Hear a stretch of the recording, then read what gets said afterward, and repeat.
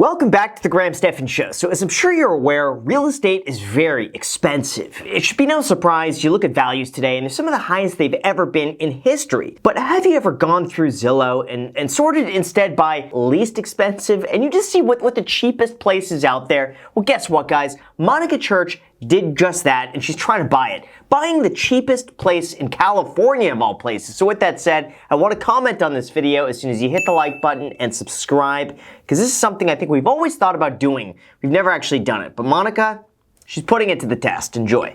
California has always been one of the most expensive places to live in the US, and Palm Springs specifically is home to some really pricey real estate. But did you know just 5 minutes away, there is a small community with some of the cheapest homes for sale in all of California? This is Windy Point, and it caught my eye the other day when a home was listed for $22,000. There's always a reason for this, okay? It's not 22 grand because they want to give you a good deal. It's 22 grand because no one else is going to buy it. It's going to cost more time and effort than what this thing is worth, most likely, without seeing it. Okay, that ended up being a typo. They forgot a zero, but even at that, it's one of the cheapest houses for sale west of the Colorado River. All right, now I take that back. Now I sound like a total idiot, but my point still stands, okay? There are places out there that you could buy for next to nothing. It's dirt. It's dirt, and there happens to be a structure on there, but even $229.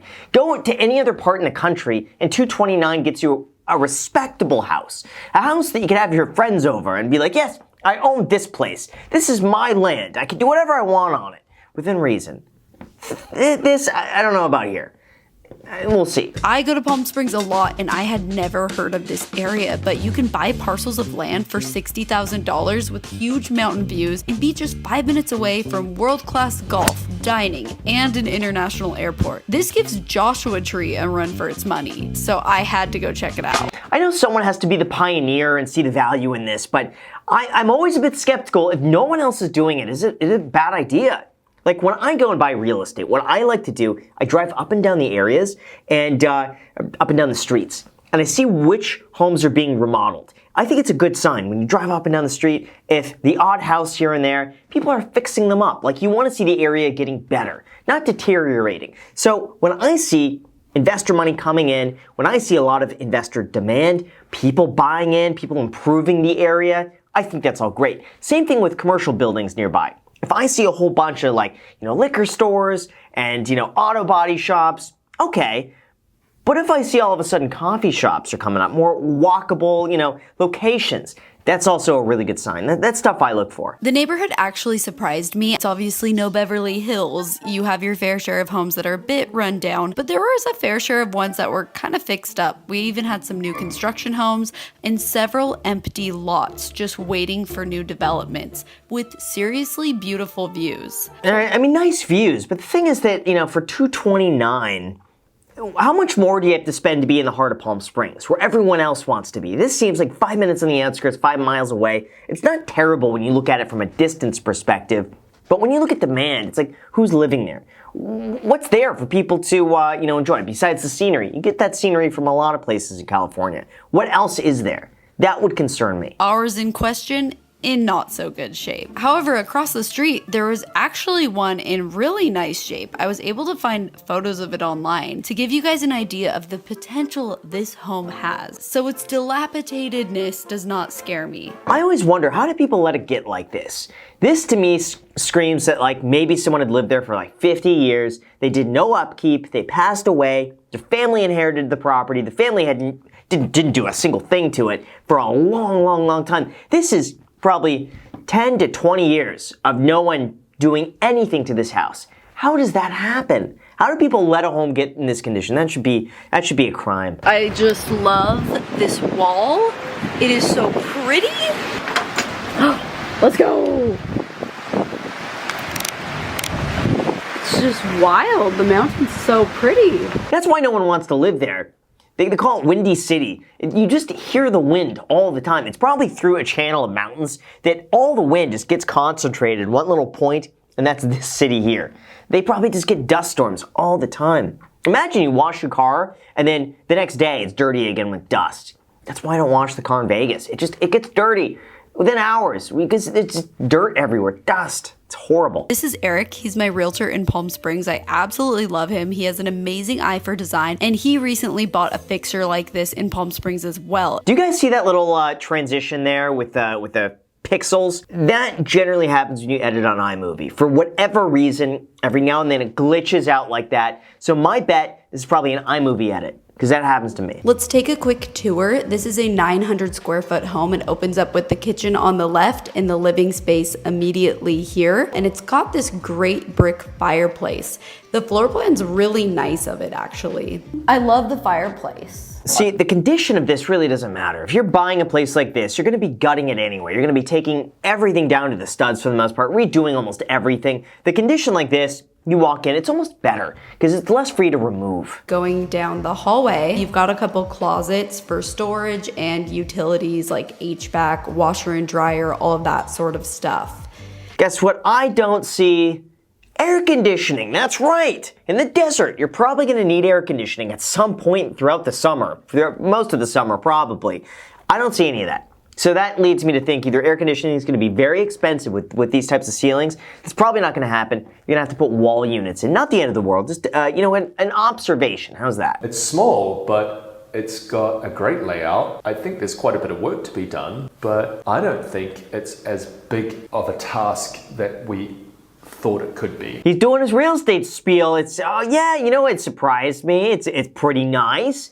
Obviously needs some work, but you could make this a real charmer. It's not bad. I don't know. This thing to me, like, what's the upside on it? You fix it up, how much could you sell this thing for? Because you're gonna probably put 60 to 100 grand in this house. Probably 100 grand. So now let's say you're in it 320. How much can you sell this thing for in Windy City, Palm Springs? I don't know, okay? I don't know what the answer is. But the answer would probably have to be, she'd have to make 30% on her money for this to really be worth it. So if she's all in 400 grand, she'd probably have to sell this around 420. 420. 420 after commissions and stuff like that for this property to be worth it. So that's what if she can't do that, I don't think it's worth her time. There is value in redeemable qualities to this property. And get this, it already has 10 offers on it. 10 offers after being on the market for 2 days. Yeah, this was also filmed at like the peak housing prices, April 22nd. So prices were pretty high. Interest rates were not as high as they are today. But I mean, this is being bought by an all-cash investor who's probably gonna spend a decent chunk in there. I'm gonna find out how much these properties sell for. Give me a sec. All right, I found it. Found it, guys. The zip code is 92262. And it's quite off the beaten path of Palm Springs. So it's not terrible, okay? It could be a lot worse. You have 1, 2, 3, 4, 5 homes on the market for sale. Wait a second, is this the same house? No way! No way! This is, okay, I found the listing. I found the house that they're talking about in the video. It's on the market for sale at $475,000. It's been on the market for 31 days. 475. I mean, listen, I told you guys like 420, it kind of makes sense. But they bought the property. How much did this sell for? $250,000. My gosh. So it sold for $250. Let's just assume they spent 100 grand fixing it up. They're in at $350. I don't think that's a good ROI. Personally, I mean, it's good when you look at the percentage, but yikes.